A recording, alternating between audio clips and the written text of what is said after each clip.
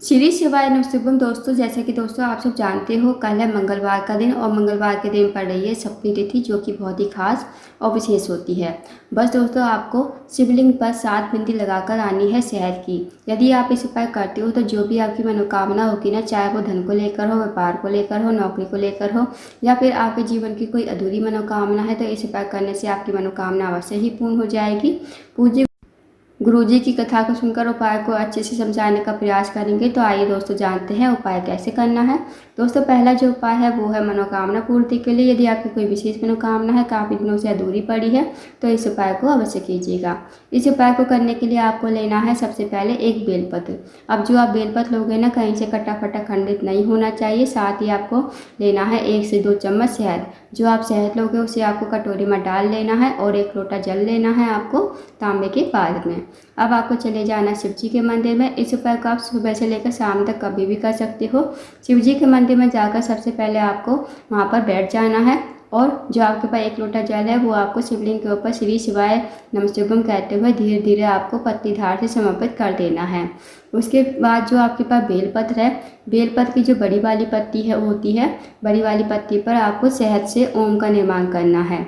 ओम का निर्माण जो अनामिका उंगली होगी आपकी, सबसे छोटी वाली उंगली के पास वाली उंगली, उस उंगली से आपको बड़ी वाली पत्ती पर ओम का निर्माण करना है शहद से।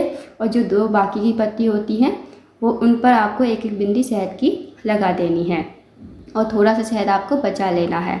जब आपका ओम का निर्माण हो जाए, 2 बिंदी लग जाए, आपको इस बेलपत्र को अपने हाथ में लेना है। भगवान से प्रार्थना करनी है कि हे महादेव, मेरे जीवन की ये मनोकामना है, काफ़ी दिनों से अधूरी पड़ी है, मेरी मनोकामना को आप पूर्ण करें। तो आपको ऐसी प्रार्थना करते हुए बेलपत्र को आपको शिवलिंग के ठीक ऊपर श्री शिवाय नमस्तुभ्यम कहते हुए समर्पित कर देना है। अब जो आपने शहद बचाया है, उस शहद से आपको जलाधारी पर 7 बिंदी लगानी है। जहाँ शिवलिंग विराजमान होता है और जहाँ माता सरस्वती का स्थान होता है, तो वहाँ से आपको बिंदी स्टार्ट करनी है। पहली बिंदी जब आप लगाओगे श्री शिवाय नमस्तुभ्यम, दूसरी बिंदी लगाओगे श्री शिवाय नमस्तुभ्यम, तीसरी बिंदी लगाओगे श्री शिवाय नमस्तुभ्यम। इसी प्रकार आपको 7 बिंदी लगानी है। 7 बार आपको श्री शिवाय नमस्तुभ्यम बोलना है। और जो 7वीं बिंदी होगी ना, वो आपको जलाधारी के एंड पर लगानी है, जहाँ से जल नीचे बहकर गिरता है।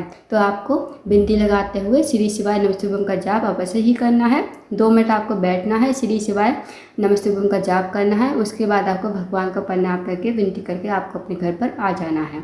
तो दोस्तों, बहुत ही अचूक विशेष उपाय है, इस उपाय को अवश्य कीजिएगा। आप जानते हैं दोस्तों अगले उपाय के बारे में। अगला जो उपाय है वो बहुत ही ज़्यादा विशेष है। अगर आप किसी कार्य के लिए बाहर जाते हो, आपको कार्य में सफलता नहीं मिल पाती है, या फिर आप नौकरी के लिए तैयारी कर रहे हो, नौकरी ढूंढने जाते हो, नौकरी आपको नहीं मिल पा रही है, आपका इंटरव्यू क्लियर नहीं हो पा रहा है, तो आप इस उपाय को अवश्य कीजिए। इस उपाय को करने के लिए आपको लेना है सबसे पहले 1 लोटा जल तांबे के पात्र में। साथ ही आपको लेना है 1 चम्मच शहद। जो आप 1 चम्मच शहद लोगे उसे आपको कटोरी में डाल लेना है और 2 लौंग लेनी है। 2 लौंग जो आप लोगे फूल वाली होनी चाहिए। अब आप इस उपाय को भी सुबह से लेकर शाम तक कभी भी कर सकते हो। अब आप चले जाइए शिव जी के मंदिर में। शिव जी के मंदिर में जाकर सबसे पहले आपको 1 लोटा जल शिवलिंग के ऊपर श्री शिवाय नमस्तुभ्यम कहते हुए समर्पित कर देना है। उसके बाद जो 2 लौंग है वो आपको शहद में डाल देनी है श्री शिवाय नमस्तुभ्यम कहते हुए। उसके बाद इस कटोरी को अपने हाथ में लेना है। भगवान से प्रार्थना करनी है कि हे महादेव, मेरे जीवन का ये कार्य है, बहुत दिनों से अटका हुआ है, कार्य पूर्ण नहीं हो रहा है, आप कुछ ऐसी कृपा करें कि मेरा ये कार्य पूर्ण हो जाए, मुझे नौकरी मिल जाए। तो आपको ऐसी प्रार्थना विनती करते हुए 2 लौंग और शहद को आपको शिवलिंग के ठीक ऊपर समर्पित कर देना है श्री शिवाय नमस्तुभ्यम कहते हुए। उसके बाद 2 मिनट आपको मंदिर बैठना है, श्री शिवाय नमस्तुभ्यम का जाप करना है। फिर आपको भगवान को प्रणाम करके विनती करके आपको अपने घर पर आ जाना है। तो दोस्तों, बहुत ही अचूक विशेष उपाय है, इस उपाय को अवश्य कीजिएगा। अब जानते हैं दोस्तों अगले उपाय के बारे में। अगला जो उपाय है दोस्तों वह है रोग मुक्ति के लिए। यदि आपके घर में कोई व्यक्ति काफ़ी दिनों से बीमार पड़ा है, उसकी जो बीमारी है दूर होने का नाम नहीं ले रही है, तो आप इस उपाय को अवश्य कीजिएगा। इस उपाय को करने के लिए सबसे पहले आपको लेना है 1 लोटा जल तांबे के पात्र पर। साथ ही आपको लेनी है 1 बेलपत्र। अब जो आप बेलपत्र लोगे ना, कहीं से कटी पट्टी खंडित नहीं होनी चाहिए। अब आप इस उपाय को भी सुबह से लेकर शाम तक कभी भी कर सकते हो। अब आप चले जाइए शिव जी के मंदिर में। शिव जी के मंदिर में जाकर सबसे पहले आपको एक लोटा जल शिवलिंग के ऊपर श्री शिवाय नमस्तुभ्यं कहते हुए समर्पित कर देना है। उसके बाद जो बेलपत्र है, बेलपत्र भी आपको अपने हाथ में रखनी है। भगवान से प्रार्थना करनी है कि मेरे घर का ये व्यक्ति है, काफ़ी दिनों से बीमार पड़ा है, उसकी जो बीमारी है ठीक हो जाए। उसका नाम बोलते हुए, गोत्र बोलते हुए इस बेलपत्र को शिवलिंग के ठीक ऊपर कुंदकेश्वर महादेव का नाम लेते हुए आपको समर्पित कर देना है।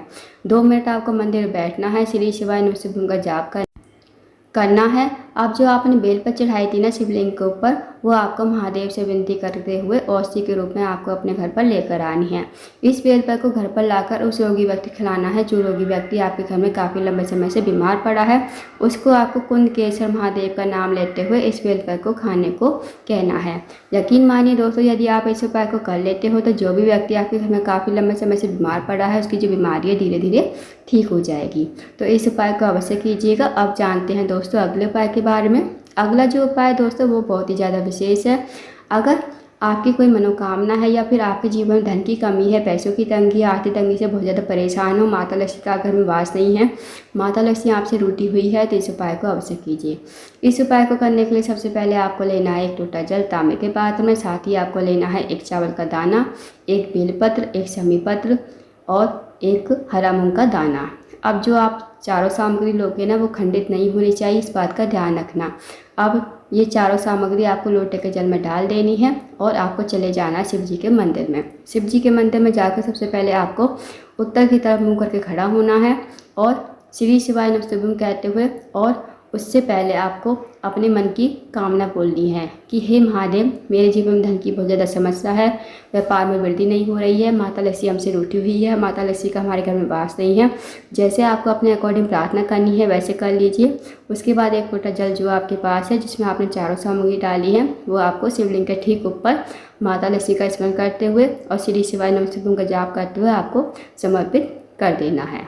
2 मिनट आपको मंदिर बैठना है, श्री शिवाय नमस्तुभ्यं का जाप करना है, फिर आपको भगवान को प्रणाम करके विनती करके आपको अपने घर पर आ जाना है। दोस्तों बहुत ही अचूक विशेष उपाय है। यदि आप इस उपाय करते हो तो जो भी आपकी मनोकामना होगी, धन को लेकर जो भी समस्या होगी वो समस्या आपकी दूर हो जाएगी। साथ ही इस उपाय करने से माता लक्ष्मी आपके घर में हमेशा वास करेगी। तो इस उपाय को अवश्य कीजिएगा। तो दोस्तों ये थे कुछ विशेष उपाय जो आपको मंगलवार के दिन करने हैं। इन उपाय को अवश्य कीजिएगा। अगर आपको जानकारी पसंद आई हो, वीडियो को लाइक करें, शेयर करें, चैनल को जरूर सब्सक्राइब करें, कमेंट बॉक्स में श्री शिवाय नमस्तुभ्यं हर हर महादेव जरूर लिखें।